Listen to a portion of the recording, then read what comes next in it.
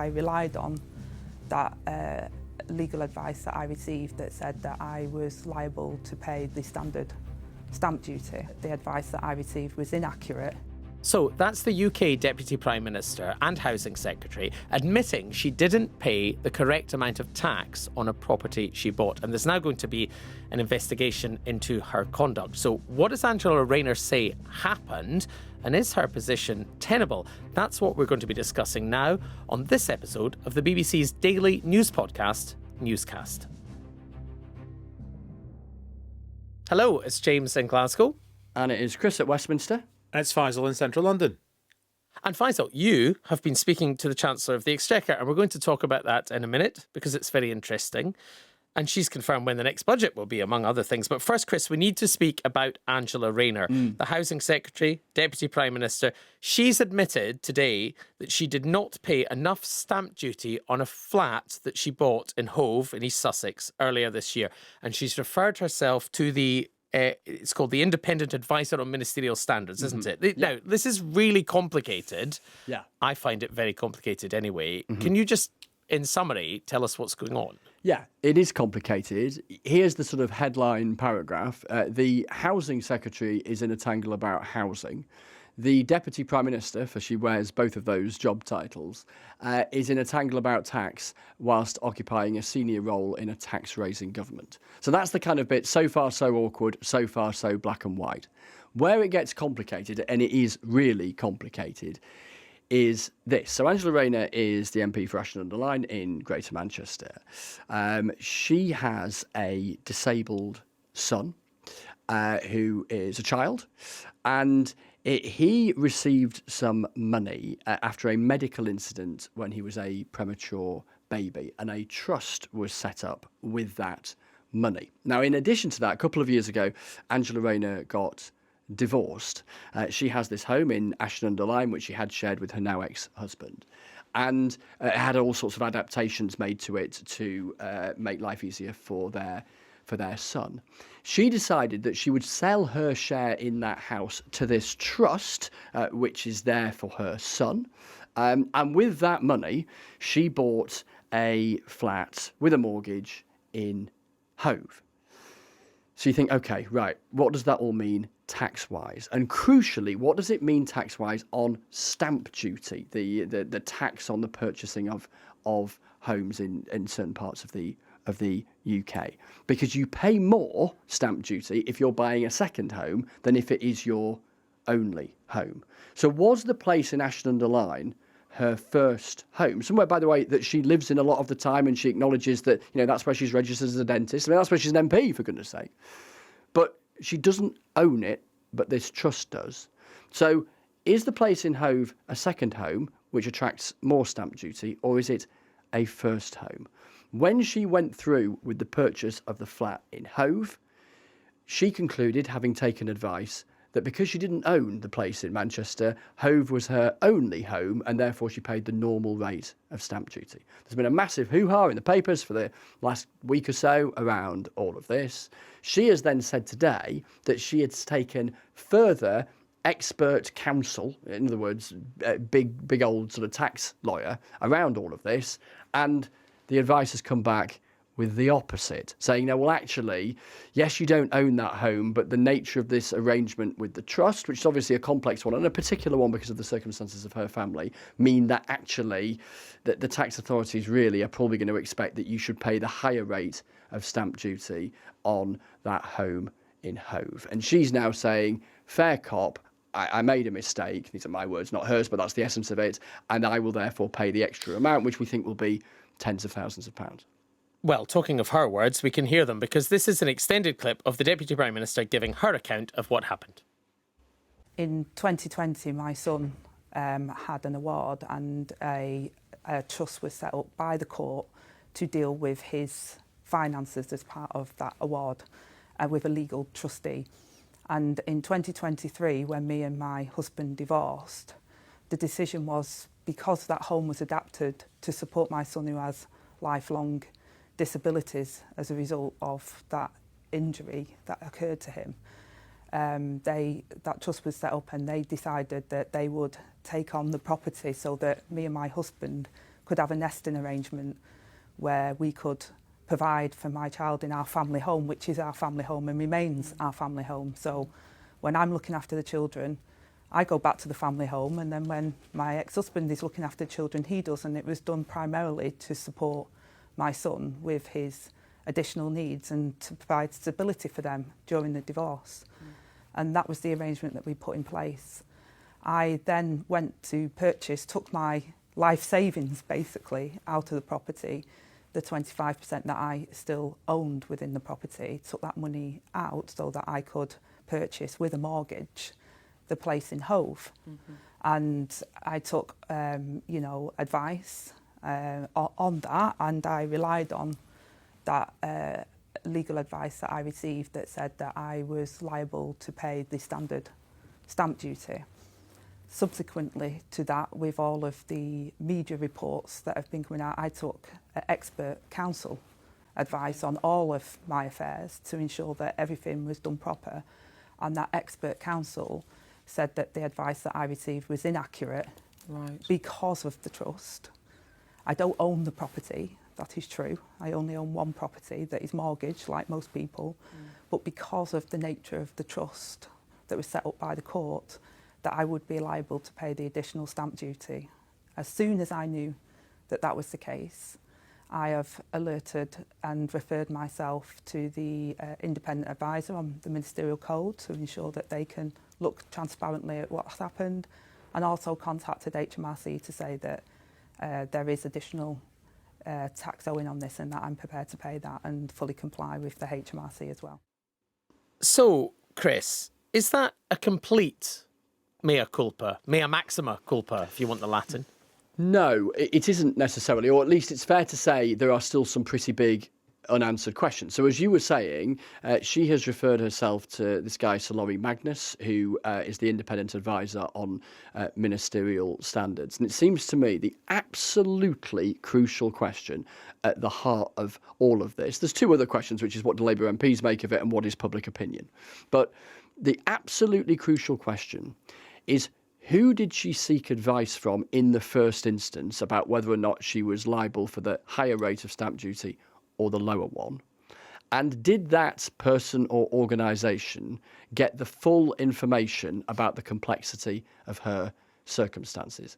Now, if the answer to that question is yes, and they've come up with one answer, and then another tax advisor of whatever standing has come up with another. Well, you do get kind of conflicting advice sometimes from folk like this, and maybe she can argue, look, okay, I kind of accept now that I should have paid the higher rate, but it was a kind of, that's the way it shakes out. Or, crucially, does this inquiry by the ethics advisor conclude that the initial advice was not as robust for whatever reason, either because who was giving it or because they simply didn't know the full range of the facts that the second advisor did? And I think in terms of how she conducted herself in this saga, that is the absolutely key unanswered question.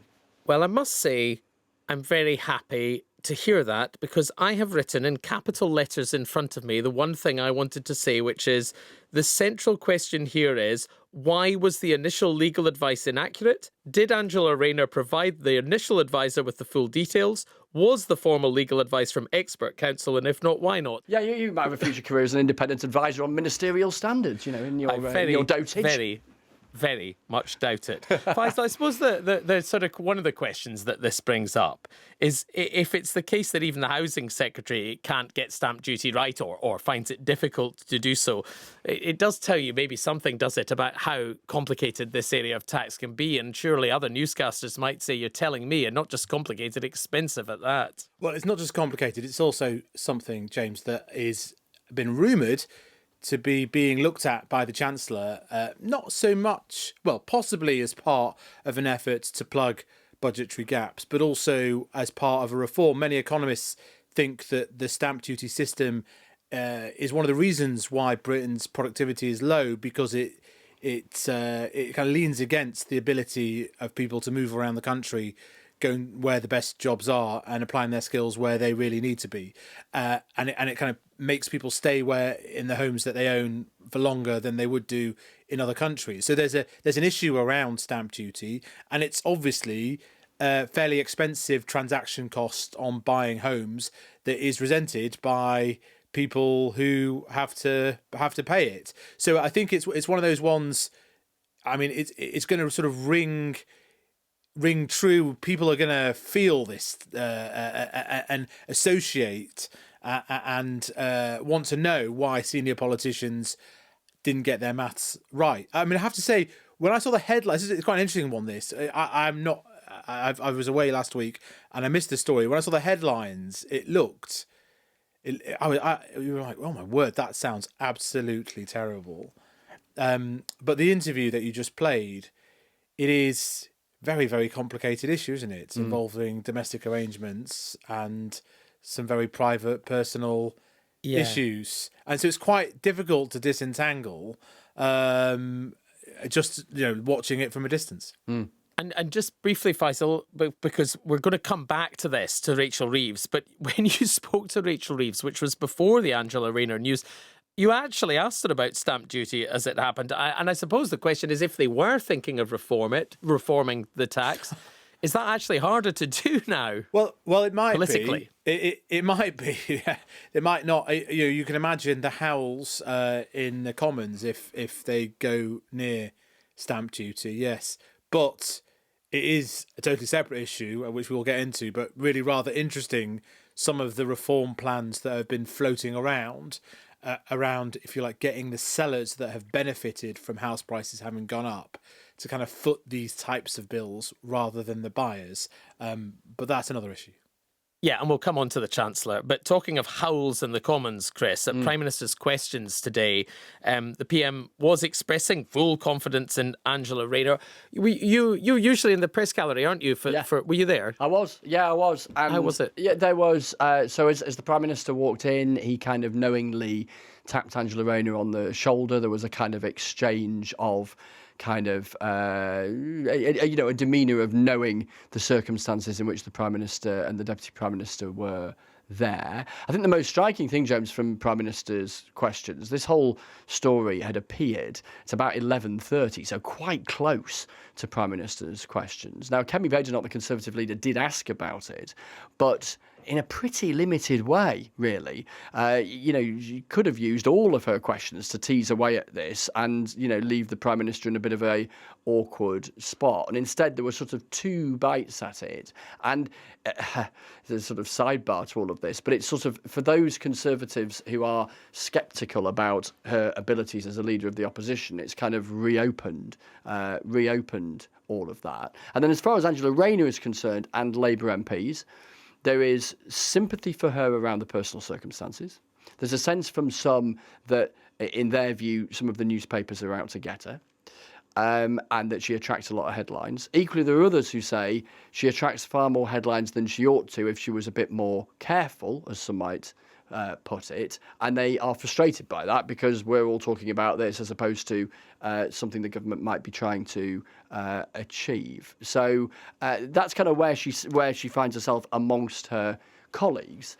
And then the curious thing politically for her and for the Prime Minister is that she is the directly elected deputy leader of the Labour Party, i.e. elected by party members. Now, that doesn't guarantee you a senior job in government. You could be a deputy leader of the party and a backbencher, but it'd be a bit awkward in that situation for that to be the case. And she has people within the Labour movement, plenty of them, really like her and see her as a sort of authentic voice of the movement. So it's very, very tricky. It's not as easy. These things are never easy for a Prime Minister to juggle, but there's an added layer of complexity there politically about what he might consider doing in a circumstance where it looks like she can't survive. Yeah, and just a word on the leader of the Lib Dems, Sir Ed Davey. He says he's not going to call for Angela Rayner's resignation as a fellow parent to a disabled child. I think his quote was, "The thing my wife and I worry most is about our son's care after we've gone." But he does say if the ethics advisor says she's broken the rules, she might have to go. Now, Chris, just one thing quickly before we move on. Has this been a difficult story to report because of the personal nature of what Angela Rayner's talking about, or is it and the complexity, or is this just you approach this like you approach anything else? Yeah, no, there is a bit of that, and without getting into the sort of private conversations that I have when I'm trying to tell a story like this, I was speaking to people in government today because I was acutely conscious of one particular thing, that a central character in this story is a disabled child, and how do you tell that in a responsible way, whilst at the same time being as clear as we can with newscasters and with our audiences on television, radio and online about the particular circumstances of Angela Rayner's financial affairs? Because unless you explain those particular circumstances, then how do you, as a viewer, listener or reader, come to your own conclusion based on the actual facts as to whether or not, whatever you might think about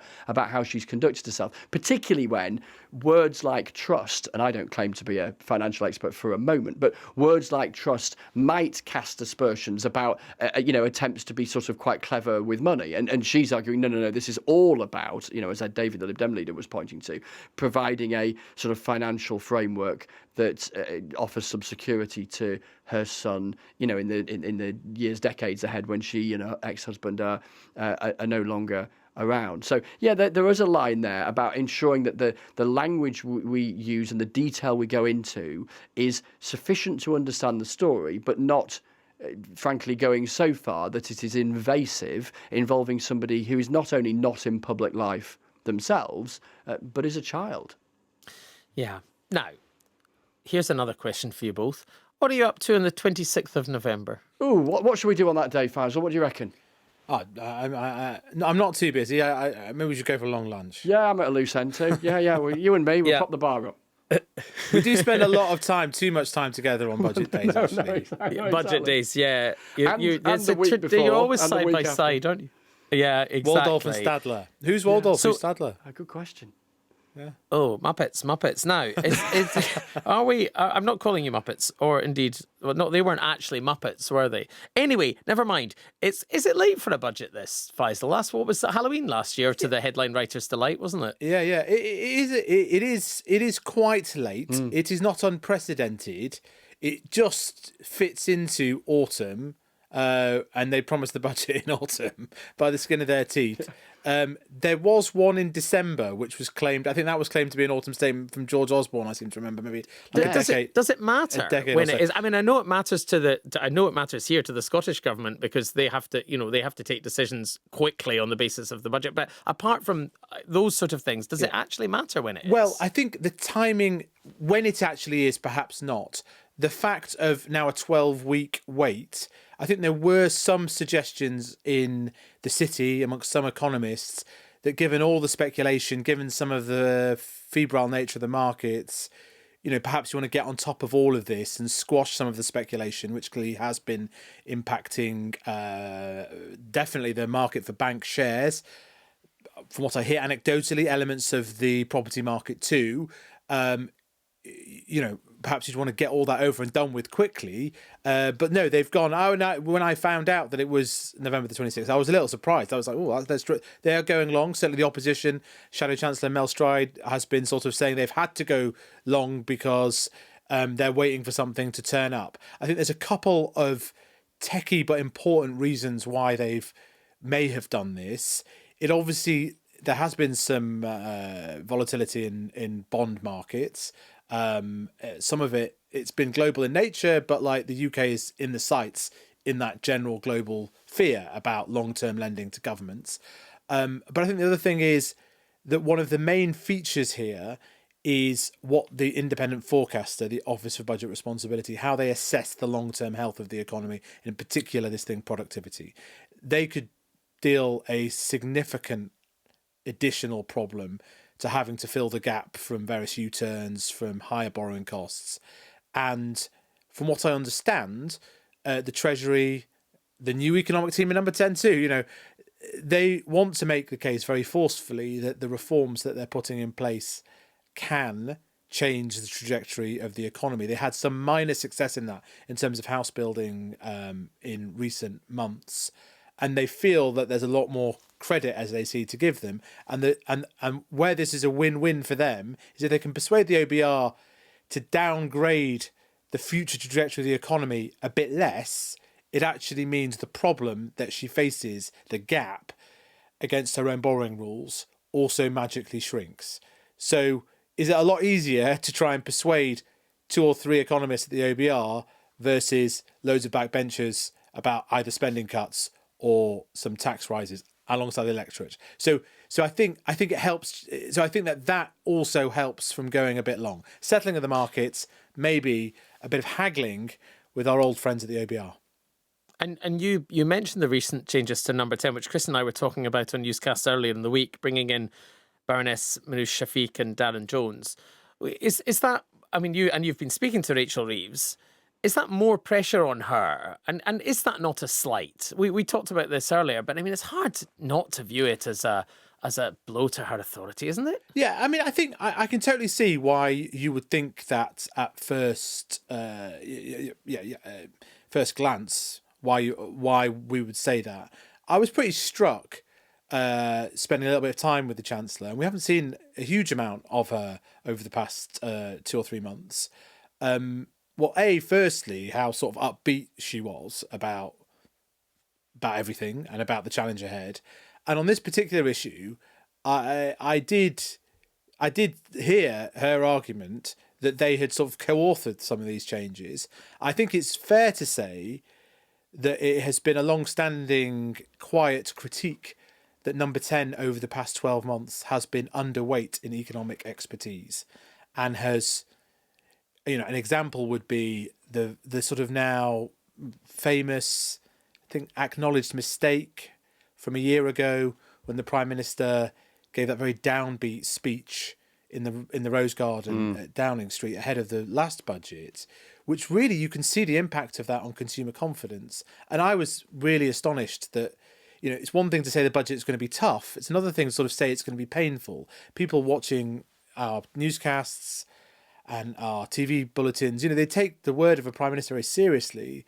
And I thought there were little examples of that over the past year where you thought, God, what is the economic team around the Prime Minister? So I think that there are many people in the Treasury around number 11 who will be very happy that number 10 will have utterly upped its game and its economic nous. And the other difference, I would say, is where we've seen number 10, number 11 heebie-jeebies in the past, and it's a meme, or it's something structural in British politics we always look for. I don't know if that dynamic is the same here. I don't see Rachel Reeves trying to usurp or oust her neighbour and the First Lord of the Treasury, right?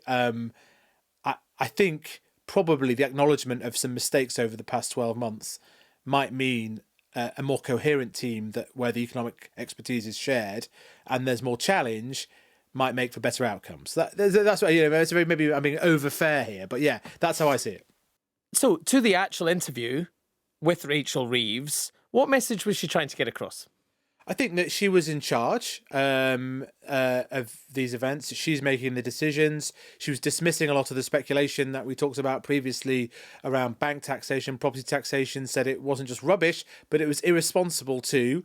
Interestingly, sort of in private, Treasury officials saying, listen, there's only 4 or 5 people who have any inkling what's actually going to be in the budget. None of them have been flying kites about this budget. But we've seen...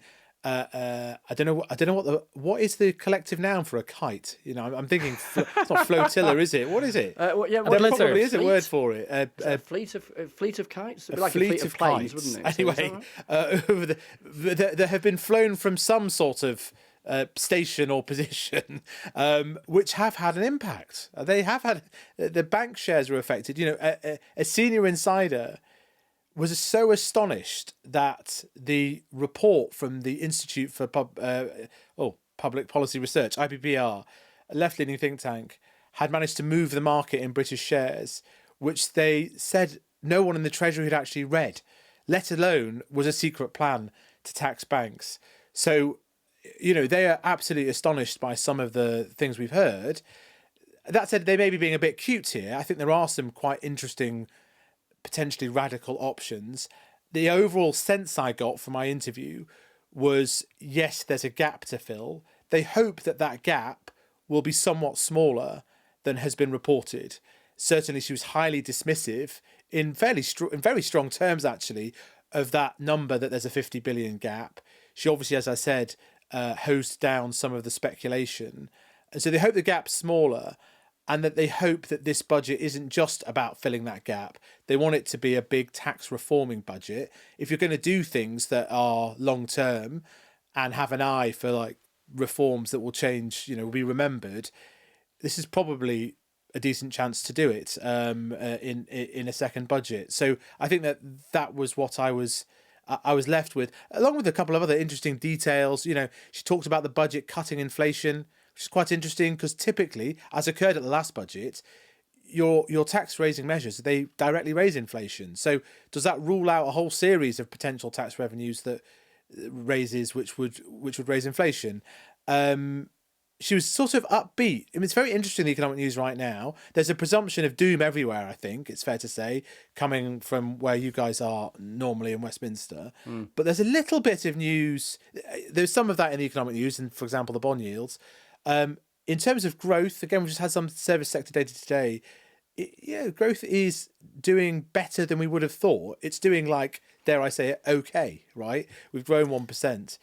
And that's one of the reasons why interest rates aren't falling as sharply in the market. So yeah, and she was sort of trying to stress that. She was unflustered by the bond market moves, which we've been talking about, saying that they were global. All in all, she was far more relaxed, confident, in control than I think many would appreciate, given what we're seeing, in particular in the newspapers and what's happened over the past couple of months.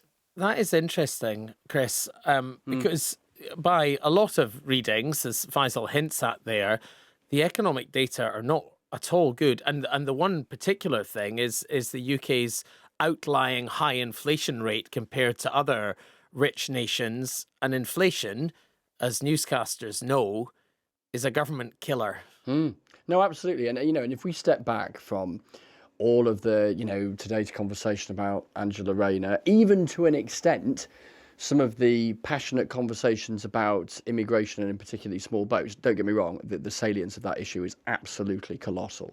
When I speak to folk in government and in the Labour Party, they will so often say, just wind back a bit, just wind back a bit. The economic fundamentals are the absolute centre point. And of course, there's all of the things that Faisal was reflecting on there, but that sort of sense of, can they eventually get to a place, and this is really tricky as we know going all the way back to the financial crisis, but can they get to a place where people start feeling a bit better off in that sort of old-fashioned sort of sense of money in your pocket? Because politically they think if they can do that, it starts lifting the horizon, if you like, or things feeling a bit more politically possible on a whole range of other things. You might be given the benefit of the doubt about other things if people begin to start feeling that bit better off, but it's a massive if, and that's why the budget and one of the additional I think joys is the word of the date that we now have at the tail end of November, is that, what have we got, nearly 3 months left of speculation now, as opposed to what it could have been 2 months or whatever if it had been a bit earlier.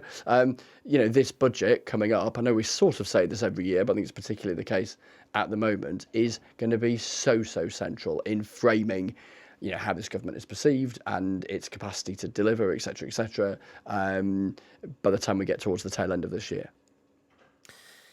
Yes, well, budget, it'll be fun or not. It'll certainly be news. Now, finally, Faisal, you said yourself you were away last week. You've not been on Newscast for a little while, and I couldn't help but notice this X post of yours. Oh, no. So what's going on here, you write, over a screenshot of what seem to be baggage charges by an airline. And let me just read them. 15 kilograms is €44. 20 kilograms is €45, 25 kilograms is €24, and then 30 kilograms is 70. So they go up, except it's cheap to have 25, which is heavier than you get. Yeah, I'd see why you, as a, as an economics editor, would post this. But Faisal, that's your holiday. No, I wasn't actually on holiday at that point. I was trying to check. Oh, fair. I was trying to book the luggage and get the cheapest possible prices. So you were still working. But I was amazed that there was a sort of, I couldn't work out logically why 25 kilos would be cheaper than 15 or 10. And I was trying to work out that if you had to hit it, do you have to actually hit exactly 25 kilos? Is it a range? Because it kind of goes up either side of it. I was like, are we going to have to chuck some rocks into what we're going to do? There was a massive shuffle at the airport to try and hit the 25 kilos to make sure that we weren't overcharged. But yeah, there we go. That is a sort of very strange form of dynamic pricing, which is something else we've discussed as regards the Oasis concerts. And I now hear that they're applying it for the World Cup tickets next year. So dynamic pricing for and if you want to talk inflation, everything dynamic pricing, that is pretty inflationary. Yeah, that's a good. That's a good point. That's all for another day. Thank you very much, Faisal. Nice to speak to you. Great to see you. Thanks, Chris. Cheers, James.